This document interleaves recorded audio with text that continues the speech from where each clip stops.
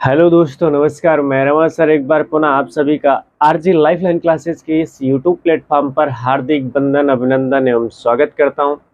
आशा करता हूं कि आप सभी अच्छे होंगे, मस्त होंगे, मन लगा के पढ़ रहे होंगे। और जैसा कि हमारा जो सेशन चल रहा है वो जीव विज्ञान जैव प्रक्रम हम लोग पढ़ रहे थे। जैव प्रक्रम में हम लोगों ने प्रकाश संश्लेषण, उनमें कच्ची सामग्री कहाँ से मिलती है, रंध्र क्या है, रंध्र का कार्य क्या है, यहाँ सब तक तो डिस्कस कर लिए थे। उम्मीद है आप नोट करके रखे होंगे, लिख पढ़ लिए होंगे। तो आगे चलिए, आगे बात करते हैं हम। वो जो हम लोगों ने पढ़ा था ना कि वो पोषण कितने प्रकार के होते हैं, तो फिर उसमें लिखा था दो, एक स्वपोषी, एक विषम पोषी। तो स्वपोषी की बात कर लिए थे, आज हम बात करते हैं विषम पोषी पोषण की।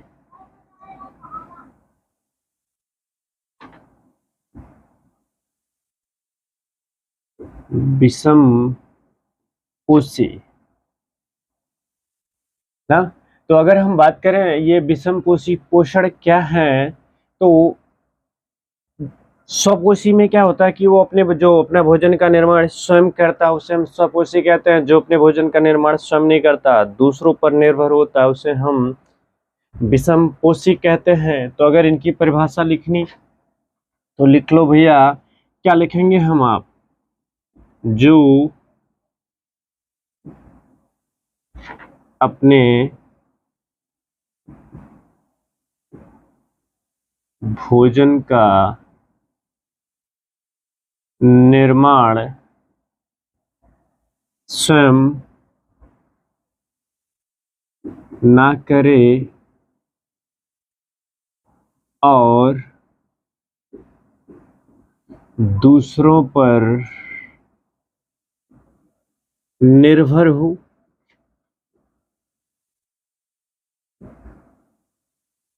उसे विषम पोषी कहते हैं। उसे क्या कहते हैं भैया? उसे विषम पोषी कहते हैं। एग्जाम्पल में लिखोगे तो लिख लो भाई, जैसे मानव, दूसरे पर निर्भर, गाय, कुत्ता, बिल्ली, मतलब आदि, ये सभी क्या होते हैं? ये विषम पोषी, दूसरों पर निर्भर होते हैं। बट अगर मेरे चैनल पे आप अगर नए हैं तो चैनल को सब्सक्राइब कर लें, बेल आइकन को प्रेस कर लें, टेलीग्राम चैनल ज्वाइन कर लें। वहाँ से आपको ये टेस्ट पेपर के जो एमसीक्यूज होते हैं वहीं पे मिलेगा।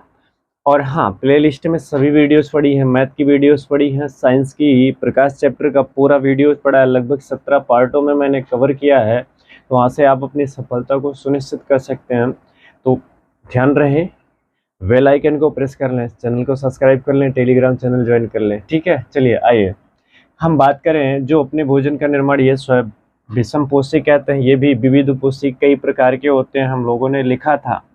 इनमें सबसे पहले बात करते हैं हम इसकी भैया, परजीवी की।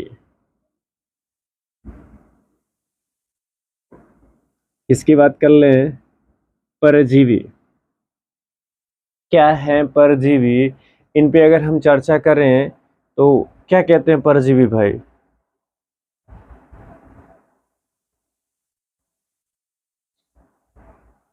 ना, इन पे चर्चा करें कि परजीवी क्या है, इनके बारे में बात करें तो वे दो जीव जो परस्पर एक दूसरे पर आश्रित रहते हैं ना। क्या है? ऐसे जीव परजीवी, पर मतलब दूसरों पर आश्रित।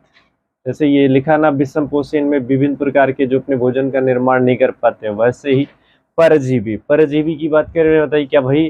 कि वैसे परजीवी के बाद दो जीवों का परस्पर ऐसा संबंध जिसमें एक जीव दूसरे जीव पर आश्रित होकर भोजन को प्राप्त करे, परजीवी कहलाता है। तो लिख लो ना, परजीवी दो जीव, दो जीव परस्पर एक दूसरे पर आश्रित या निर्भर होकर, निर्भर होकर अपने भोजन को, अपने भोजन को प्राप्त करते हैं, उसे परजीवी कहते हैं। उसे क्या कहते हैं भैया? परजीवी कहते हैं। एग्जाम्पल में लिख लेना भैया, बैक्टीरिया ना, बैक्टीरिया मतलब जीवाणु। याद रखना परजीवी क्या मतलब, सीधी बात समझना, क्या है परजीवी? ये हमसे तो लेंगे भोजन, बदले में हमको देके जाएंगे बीमारी।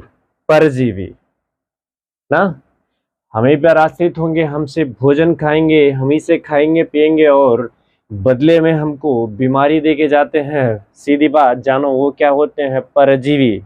जैसे कि लिखा ना, बैक्टीरिया, कवक, जूं, लिख लो वायरस,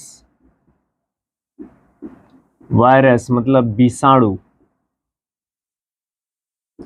कवक, जूं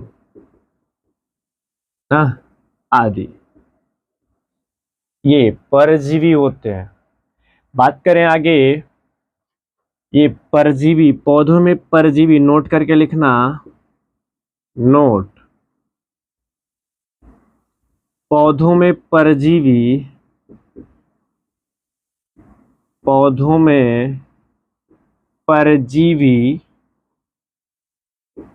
दो प्रकार के होते हैं, दो प्रकार के होते हैं। जो पेड़ पौधे होते हैं ना, उनमें परजीवी आपको दो प्रकार की देखने की मिलती है। मैं बता रहा हूँ कैसे कैसे देखने को मिलती है, कहाँ कहाँ परजीवी आपको मिलेगा, इनकी बात करते हैं हम आगे। तो बात समझ में यहाँ तक आपको आई तो कंसंट्रेट होकर अपने मोबाइल को हॉरिजॉन्टल मोड पर करके रखें ताकि अच्छा रास्ता आपको विजुअल और स्पष्ट दिखाई दे, आपको सफलता सुनिश्चित करने में कोई बाधा ना आए ना। वो होकर यूं मायूस क्यों जमीन पर बैठे हो, खोल दो अपने पंख, ये जवाना उड़ान देखता है तो उड़ाओ ना अपने आपको, ये जवाना देखे आपकी काबिलियत, आपकी ताकत, आपका हुनर, आपका जज्बा और आपका जोश। तो उसी से तो हम अपने कामयाबियों का पुल बांधते हैं। तो चलिए बात कर लें हम, ये पौधों में दो प्रकार की जो परजीवी होती हैं, इनको थोड़ा सा रफ करूं मैं, मिटाऊं, फिर इसके बाद आगे बात करता हूं ताकि इनको एक ही बार में कवर कर लूं। तो यहाँ तक बात आपको समझ में आ गई। चलो मिटाते हैं हम और बात करते हैं आगे ना। ये लिखा है तो विषम पोषी। अब बात कर लें हम, नोट में क्या लिखा भाई? नीचे देखो लिखा है ना कुछ, तो क्या लिखा है वो दिख रहा होगा आपको, दिख रहा होगा, क्या दिख रहा है? तो दिख ये रहा होगा ना कि पौधों में परजीवी दो प्रकार के होते हैं। तो यहाँ पे लिखूं ना मैं परजीवी, और ये पौधे में दो प्रकार के होते हैं। तो चलो भाग इनको भी बांट लो आप, दो प्रकार के, ये लिखो। एक होते हैं पूर्ण परजीवी,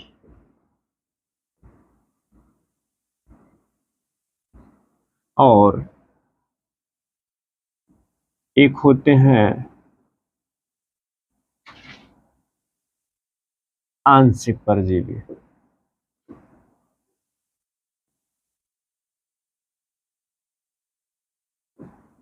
एक क्या होता है भैया? पूर्ण परजीवी, एक होता है आंशिक परजीवी। और अगर आगे बात करें, ये पूर्ण परजीवी में भी दो टर्म्स, एक रूट में एक स्टम में। एक रूट मतलब जड़ में जो परजीवी होती है और एक तना में जो परजीवी होती है, रूट और स्टेम। रूट और किसमें भैया? रूट और स्टेम की बात कर लें, सॉरी स्टेम लिख लें, स्टेम में ऐसे ये आंशिक परजीवी भी कितने प्रकार की होती हैं, ये भी 2 प्रकार की होती हैं, इनकी भी बात कर लें। इसमें भी एक रूट में यानी कि जड़ में लगता है और एक तना स्टेम में भी तना। आगे बात करें, अब ये देखो कौन होते हैं पूर्ण यानी कि जो जड़ में लगते हैं और कौन तना में लगता है। तो देखो जरा, जड़ में जो पूर्व परजीवी होते हैं जिन्हें हम कहते हैं बांदा, क्या कहते हैं भैया, बांदा। और दूसरे परजीवी का नाम होता है मिसलेटो, मिसलेटा या लेटो कहते हैं, कहीं कहीं पे लिखा होगा, इस बात को ध्यान रखो, हालांकि मिसलेटो लिखा होता है। चलो आगे बात कर लें, जो तने में लगते हैं परजीवी उनको क्या क्या कहते हैं, यहाँ से नोट करके रखते हैं, हम समझते चलना ताकि आपको कोई दिक्कत बिल्कुल ना आए ना। चंदन,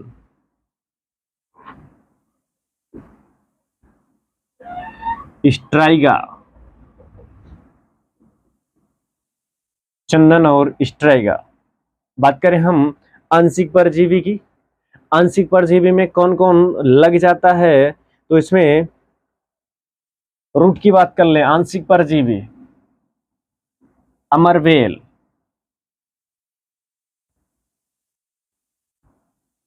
अमरवेल। तने में कौन कौन लगता है, तो देखो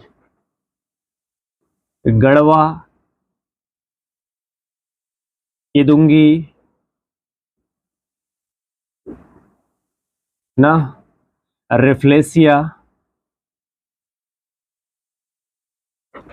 रिफ्लेसिया सॉरी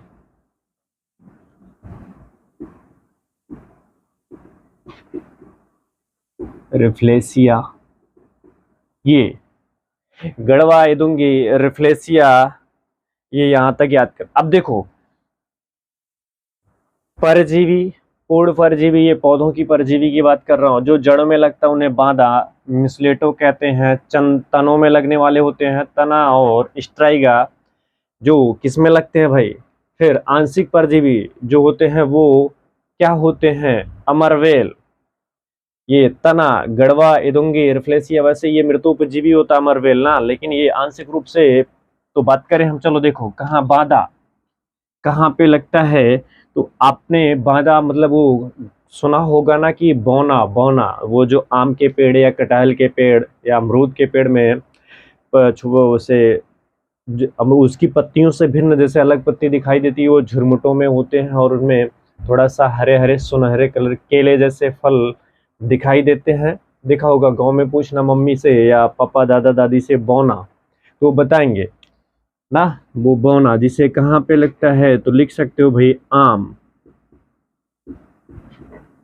कटहल, अमरूद वगैरह इन सभी के पेड़ों में होता है। मिसलेटो, ये मिसलेटो किसका परजीवी है भाई, नींबू का। वो नींबू की पत्ती जो झुरमुट जैसे हो जाती है ना, देखा है कि पेड़ में उसे ऐसे सिमट जाती है उसकी पत्ती। अमरवेल, ये आंशिक परजीवी है। अमरवेल के बारे में आप तो जानते हैं। बात कर ले हम गड़वा और इदुंगी, ये सॉरी हाँ अभी बात करते चंदन की। चंदन देखो, माना कि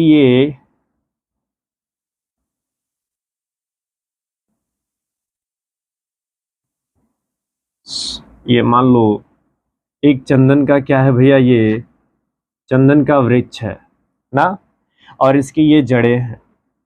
ये अगर मान लो इनके बगल में ये कोई एक पेड़ है, यहाँ पे एक वृक्ष है, ये भी इन्हीं चंदन के वृक्ष के बगल वो चंदन का ना हो कि किसी और का हो, तो ये काम क्या करते हैं, ये अपने जड़ों के सूंड को ले जाके इसके तने में, उसके नीचे मतलब मिट्टी के निचले वाले हिस्से में यहाँ पे ले जाके या उसके जड़ों में चुभा देते हैं, और जब ये खाना बनाता है तो इससे क्या करते हैं, ये एब्जॉर्ब कर लेते हैं ना, पूरा का पूरा पोषक तत्व इस वाले पेड़ से ये पूरा प्राप्त करते हैं, अपना खाना खाते हैं, ये पूरा अपना निर्वाहन करते हैं। चंदन इस तरह से। बाकी स्ट्राइगा की बात कर लें हम, अपने देखा है ना ईख यानी कि गन्ना और ज्वार बाजरा। तो गन्ना में देखो जहाँ पे ऐसे उसके पाड़ होते हैं, ये गन्ना मान लो बनाने की कोशिश करूं मैं,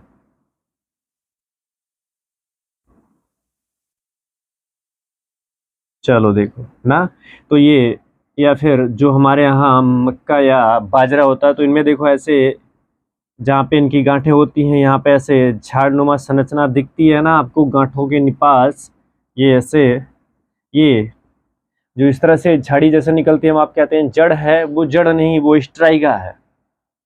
ये क्या है भैया? स्ट्राइगा। स्ट्राइगा क्या होती है? पूर्ण परजीवी, मतलब ये इनसे किनसे भोजन लेती हैं? पौधों से भोजन लेती हैं, बदले में इनको कुछ देती नहीं है। आपको हमें लगता है कि चलो ये इनकी सहायता प्रदान करती है, नहीं, सहायता नहीं प्रदान करती है।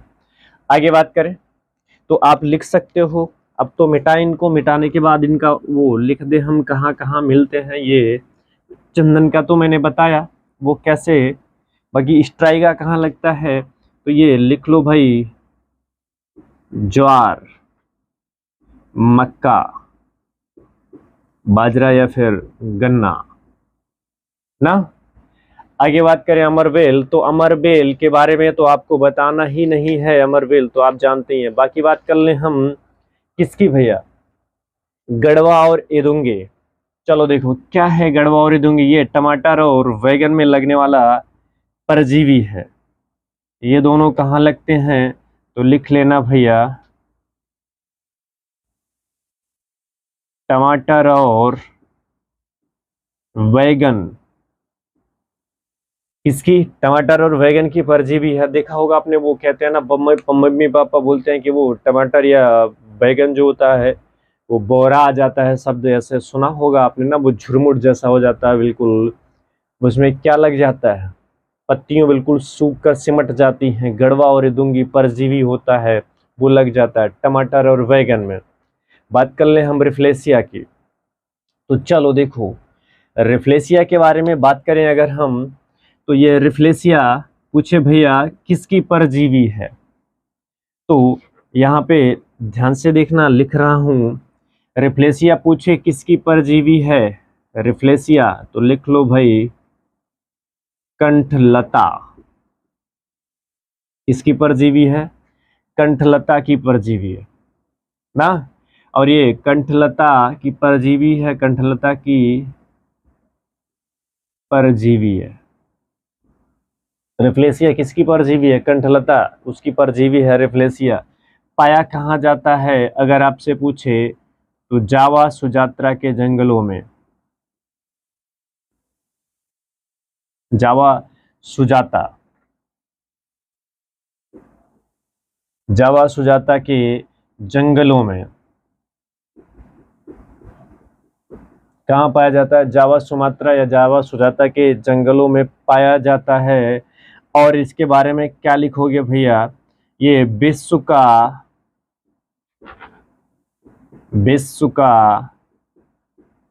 सबसे बड़ा पुष्प है। विश्व का सबसे बड़ा पुष्प यानी कि विश्व का सबसे बड़ा फूल कौन है तो बता सकते हो। अब जावा सुमात्रा के जंगलों में पाया जाता है, विश्व का सबसे बड़ा क्या है भाई? ये फूल है ना।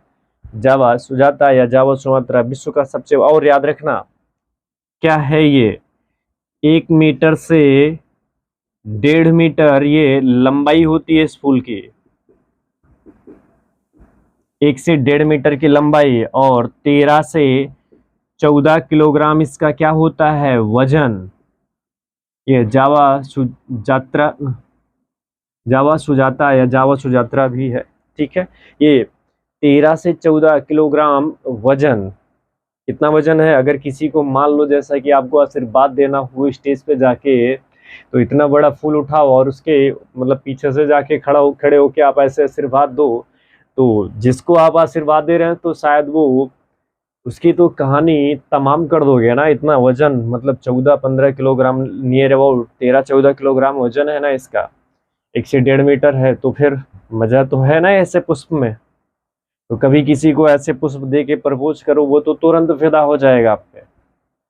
तो फिर मिलेगा कहाँ, तो पूछोगे तो मैंने बता दिया भाई, कंठलता का परजीवी जावा सुजात्रा के जंगलों में मिलेगा, विश्व का सबसे बड़ा पुष्प होता है। लेकिन कारण है एक इसमें, इसमें सुगंध देखो, यहाँ पे लिखता हूं, इसमें सुगंध ना आके इसमें क्या आती है, वो सड़े मांस जैसे ये बदबू करता है। इसलिए बड़ा तो है, बड़ा हुआ तो क्या हुआ, जैसे पेड़ खजूर, पंछी को छाया नहीं, फल लागे अति दूर, तो वही हाल है, बड़ा तो है पर इसमें खुशबू ना होकर के क्या है, सड़े मांस के जैसे बदबू होती है इन पुष्पों में। इसलिए इसे हम पुष्प के नाम पे कलंक कहते हैं।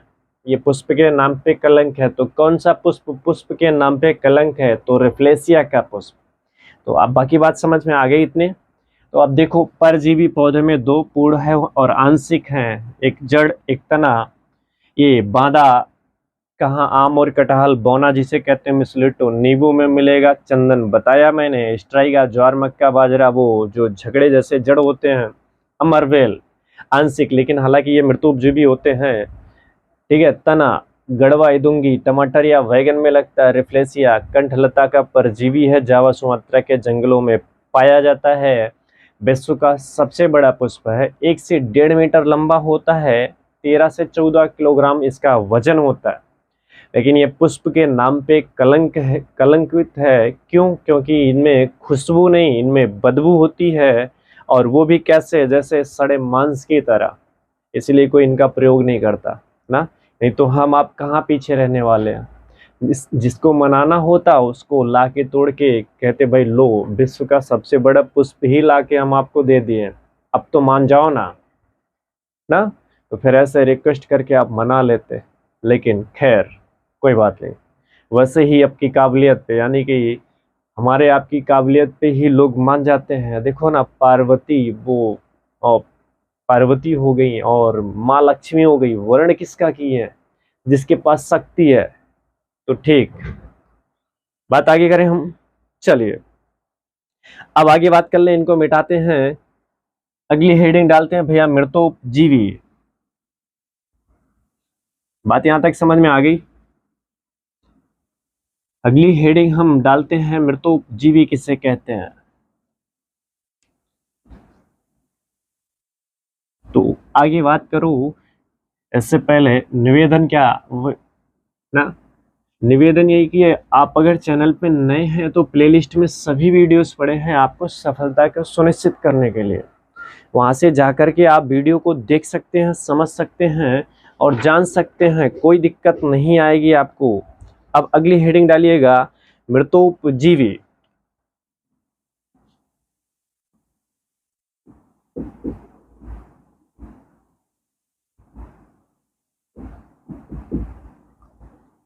क्या है मृतोपजीवी? ऐसे जीव जो सड़े गले पदार्थों पर निर्भर होते हैं, अपने भोजन को कहाँ से, सड़े गले पदार्थों से प्राप्त करते हैं। ऐसे जीव जो अपने भोजन की प्राप्ति सड़े गले पदार्थों से प्राप्त करते हैं, उन्हें हम क्या कहते हैं, मृतोपजीवी कहते हैं। बात समझ गए? तो सीधी बात लिखो ना इसमें, तो समझ गए हो तो लिखो ना, फिर बैठे कहाँ हो ना। चलिए बात कर लें, ऐसे जीव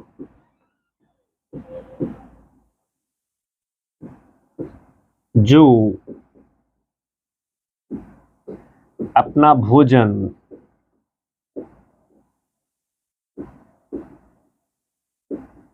सड़े गले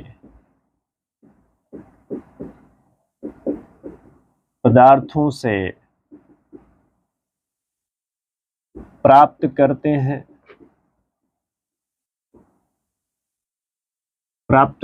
हैं, उसे मृतोपजीवी कहते हैं। लिख लो एग्जाम्पल में, कवक। आगे अगर बात करें हम मृतोपजीवी के बाद, प्राणी संपोषी क्या है, प्राणी संपोषी। तो इनकी बात लिखना ना, बड़े सिंपल सी बात लिखना, प्राणी संपोषी, इसका भी उदाहरण कवक, अच्छा, मृतोपजीवी, सड़े गले पदार्थ, अमरवेल भी ना, अमरवेल। और क्या लिख सकते हो आप, वो प्राणी संपोषी की बात कर ले हम, क्या है प्राणी संपोषी? तो बस इतना समझना, जिनके भोजन का पाचन, ऐसे जीव जिनके भोजन का पाचन आंतरिक होता है, जिनके भोजन का पाचन बाह्य न हो के आंतरिक रूप से होता है, उन्हें हम क्या कहते हैं, प्राणी संपोषी। लिख लो आप, ऐसे जीव, ऐसे जीव ना, जिनके या जिसके, ऐसे जीव जिनके भोजन का पाचन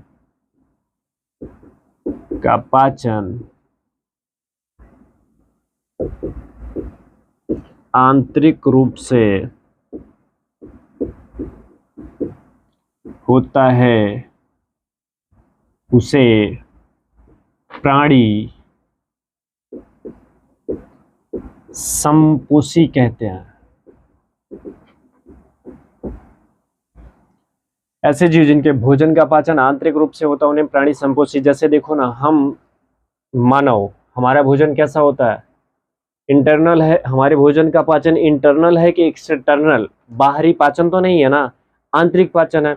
अच्छा, आंतरिक पाचन होने के लिए हमें क्या करना होता है, अंतःग्रहण करना होगा। अंतःग्रहण करने के बाद अवशोषण, फिर स्वांगीकरण, फिर तो ये सारे स्टेप को हमें अपनाना होता है। तो ऐसे जीव जिनके भोजन का पाचन आंतरिक रूप से हो ना, बाह्य नहीं होता। जैसे कवक, देखो ना, कवक क्या करता है, कवक अपने भोजन, मान लो ये कवक है, यहाँ पे कोई भोजन पड़ा हुआ है, तो ये इस कवक इस पे आके ऐसे पड़ेगा, और इनका ये भोजन, जो इसका ये भोजन है, इस भोजन का पाचन ये बाहर ही कर लेगा। फिर इसमें से जो न्यूट्रिशन होगा, जो पोषण होगा, उस पोषण का ये अब्जॉर्बेशन करता है, वो अवशोषण करता है। लेकिन हम क्या करते हैं, हम पहले खा लेते हैं, पेट में जाता है, फिर वहां पे डाइजेस्ट होता है, डाइजेस्ट होने के बाद तब अवशोषण होता है उसका। यानी कि बात समझ गए। ऐसे जीव जो भोजन को क्या करते हैं, अंतःग्रहण करते हैं, यानी कि जिनमें भोजन का पाचन आंतरिक रूप से होता है, उन्हें हम प्राणी संपोषी कहते हैं। तो इनका उदाहरण फटाक से बताना, क्या होगा इनका उदाहरण ना, इनका उदाहरण आप बात समझ गए होंगे। बाकी कर लें भैया, सहजीवी,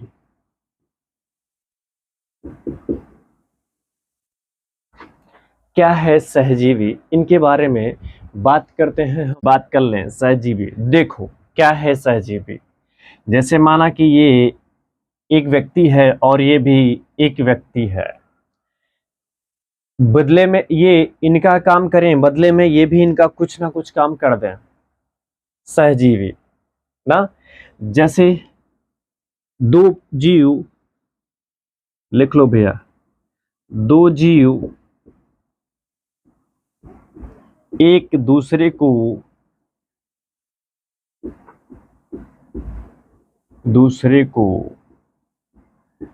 परस्पर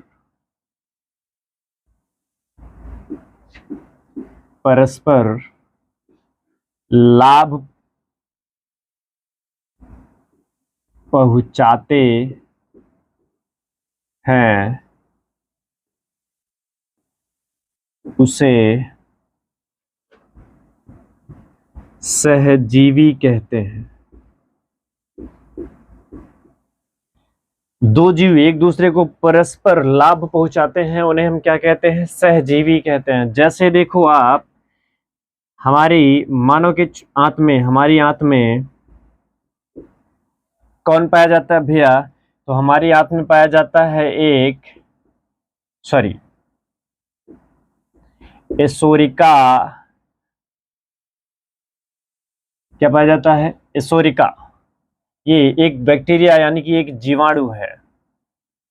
एसोरिका जीवाणु पाया जाता है, जो हमारे भोजन का पाचन करता है, हमें लाभ पहुंचाता है। बाकी बात कर लें दलहनी फसल, दलहनी फसल, आपने नाइट्रोजनीकरण शब्द सुना होगा ना। दलहनी फसल, देखो ये हमें बदले में कुछ देते हैं, हमसे कुछ लेते हैं, ऐसा नहीं कि कुछ नहीं लेते हैं, कुछ ना कुछ तो लेते हैं, लेकिन बदले में हमें लाभ पहुंचाते हैं। ये हमारे पेट में रहता है, हमारी आंत में एक सॉरी एसोरिका जो रहता है हमारे पेट में, ऐसा नहीं कि वो खाना नहीं खाता होगा, हम जो खाते हैं उसमें से कुछ अंश खाता है, लेकिन बदले में पाचन क्रिया में सहायता प्रदान करता है, पाचन क्रिया को ठीक ठाक कर देता है। तो यहाँ से ये बात आपको समझ में आ गई। बाकी मैंने एक सेंटेंस लिखा है दलहनी फसल। तो क्या है दलहनी फसल? दलहनी फसल में राइजोबियम नामक एक एंजाइम राइजोबियम पाया जाता है ना। क्या भैया? राइजोबियम, ये भी क्या है? एक जीवाणु है। ये क्या काम करता है? पौधों को नाइट्रोजन प्रदान कराता है, वो जिसे हम नाइट्रोजनीकरण कहते हैं, बदले में कुछ उनसे खाना पी खा के जीता रहता है। दलहनी फसलों में सहजीवी कौन है भाई? तो कौन बताओगे? राइजोबियम। ये पौधों को नाइट्रोजन कूट कूट कर देता है और उससे बदले में कुछ खाना लेता है उनसे। अब अगर हम इनका सहजीवी का उदाहरण पूछें तो लाइकेन, लाइकेन भी किसका उदाहरण है? ये सब उदाहरण ही दिख रहा हूं सहजीवी का। लाइकेन कौन भैया? लाइकेन, लाइकेन भी सहजीविता का ही उदाहरण है। कैसे? इनको मिटाएं फिर बताते हैं हम आपको कैसे, तब तक आप इसे नोट कर लो फट से। कैसे लाइकेन सहजीविता का उदाहरण है, इनकी बात कर लेते हैं ना। लाइकेन कैसे सहजीविता का उदाहरण है, इनकी बात करते हैं। चलो देखो, ताकि आपको ये कोई डाउट ना रह जाए।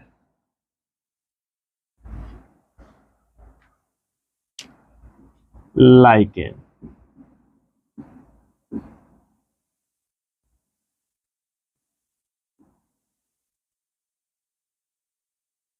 देखो लाइकेन को जो भी भोजन मिलता है वो इन्हीं दोनों के सहायता से मिलेगा। एक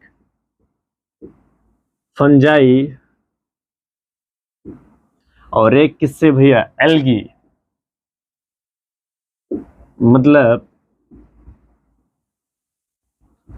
कवक, शैवाल। अब आपको तो पता ही है ना, कवक में प्रकाश संश्लेषण की क्रिया नहीं होती। प्रकाश